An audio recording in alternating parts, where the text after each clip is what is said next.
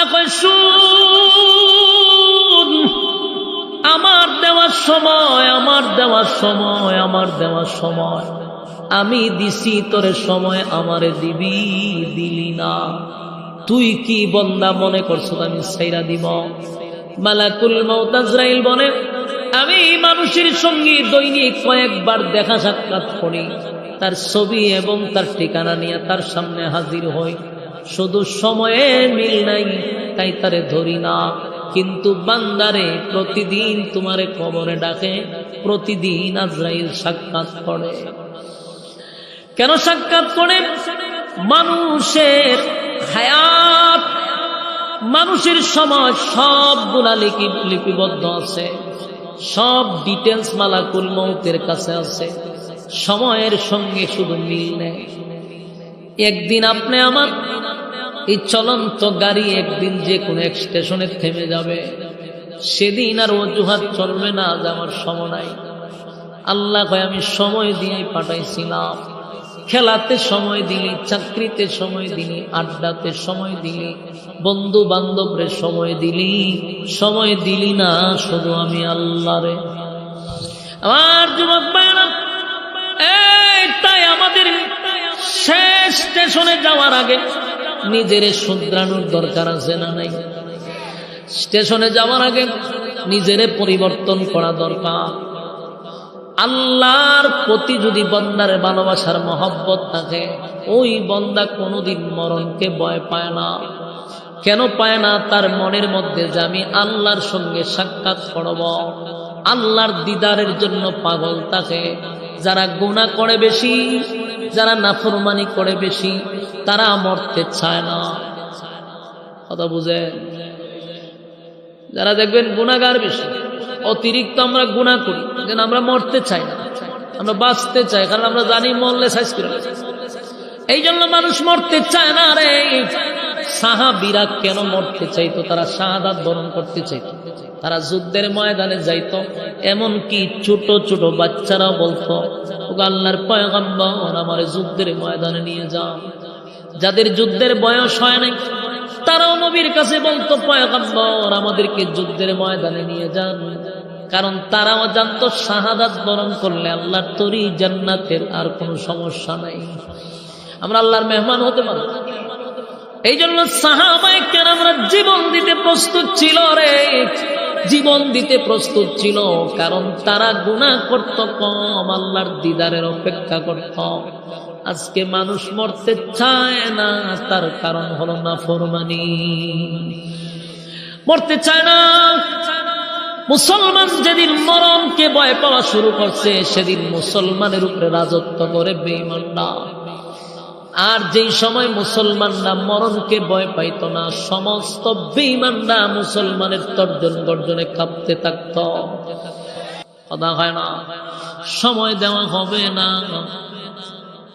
এমনকি একটা সেকেন্ড আগেও আপনার রূহ নেওয়া হবে না, এক সেকেন্ড পরেও আপনার রূহ নেওয়া হবে না। মালাকুল মউত আজরাইলের সামনে আমরা বলতে পারবো না যে আমাদের সময় নাই।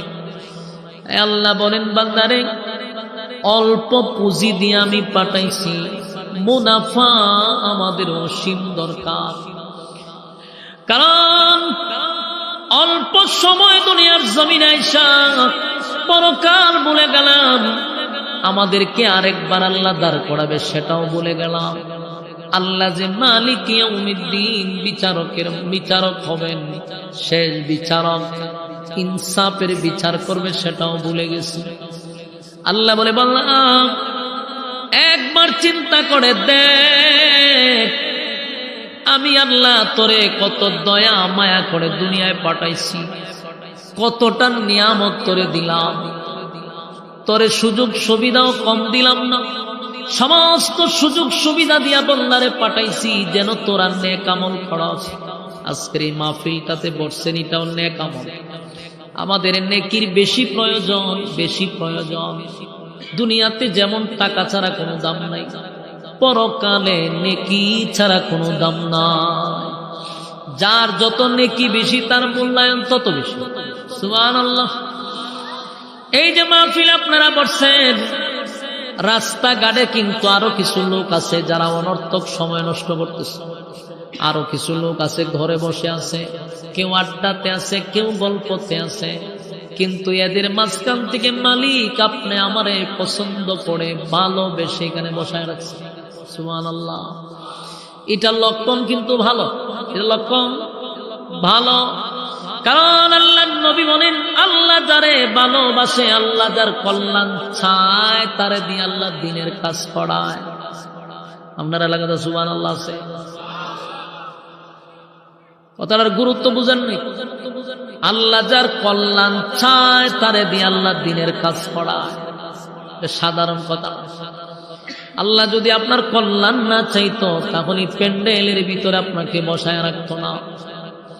প্যান্ডেলের ভিতরে অনেকে বসছে আবার উঠছেও, এরপর আপনারা বসায় রাখছে।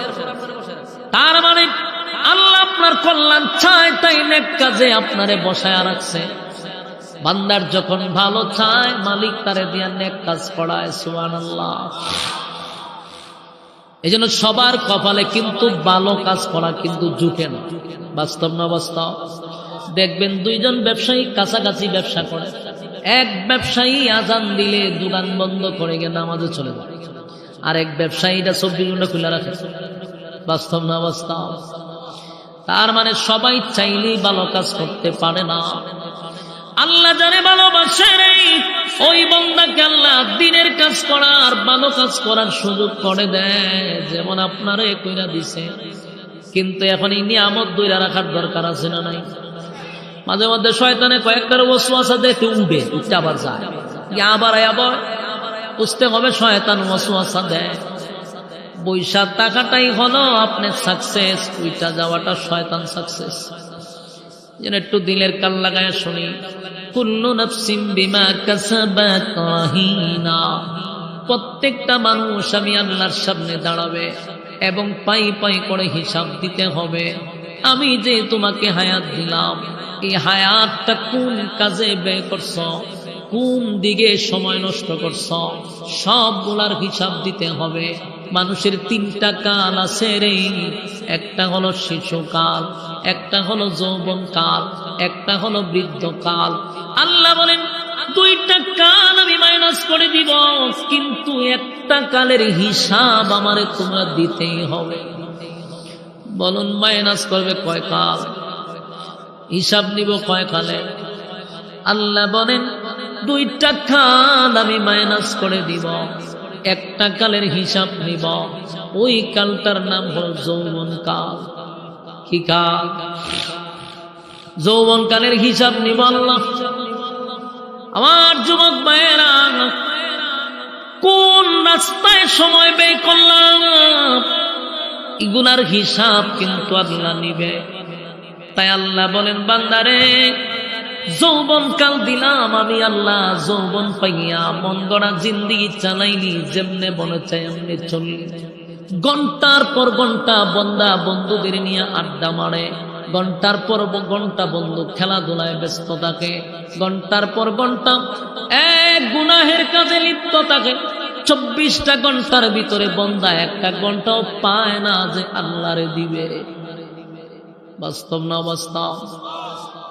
24 ঘন্টা তো সময়, এর মধ্যে একটা ঘন্টাও বাইর করতে পারে না যেটা আমি আল্লাহর জন্য বরাদ্দ রাখছি। তার সময় শেষ হয় না,